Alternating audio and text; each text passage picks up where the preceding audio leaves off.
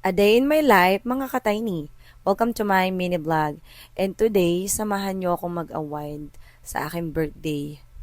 Ito nga't katatapos ko lang mag-livestream dito lamang sa TikTok.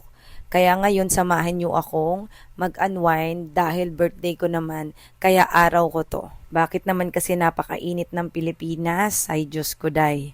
Kaya ito na lamang siguro ang kailangan nating gawin ay pumunta sa malamig na lugar. So, syempre, magpapampered ako today.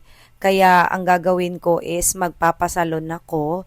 So, syempre, pupunta ako sa aking favorite na salon. Dito lamang yan malapit.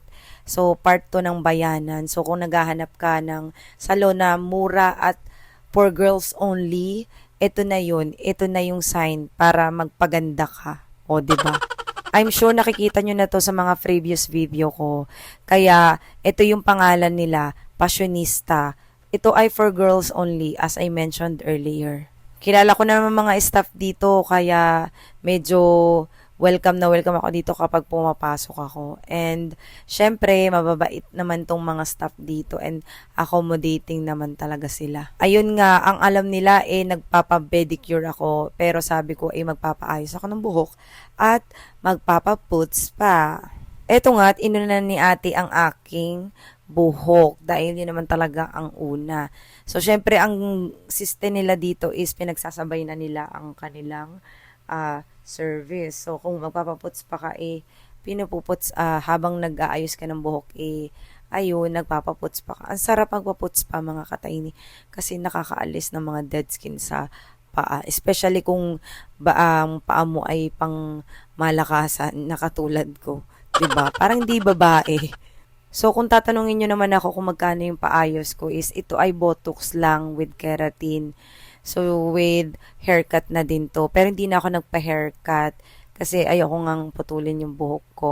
And syempre, 1.5 something lang siya. So, napakamura na.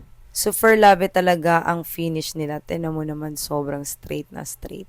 So, 2 days daw to bago basain. Kaya yun, walang ligo-ligo. Char. After ko nga sa salon, pumunta nga ako dito sa ATC.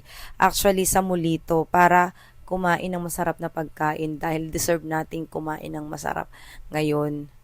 Pero before ako pumunta, bumili muna ako ng sandals para malinis naman tingnan yung aking susuotin kasi wala na nga akong flat shoes. So, dito nga ako naghanap-hanap ng masarap na pagkain. Pero nirecommend sa akin ng friend ko dito nga sa Farmery. So, hinanap ko yung Farmery Steakhouse. Pero malapit lang talaga siya. It's easy to access and easy to locate yung lugar. So, nakikita nyo yan. So far, so good. Masarap naman yung pagkain dito. So, yung in-order ko, yung steak with rice. And, syempre, walang katapusang halo-halo dahil napakainit talaga dito sa Pilipinas. So, ganyan kasarap yung pagkain. Hindi ko nga lang siya naubos dahil mabilis kasi talaga ako mabusog. Kaya tinake out ko na din yung iba. Eto nga't after ko nga kumain is umuwi na din ako kasi sobrang pagod na talaga ako. Kaya yun lamang mga ka-tiny.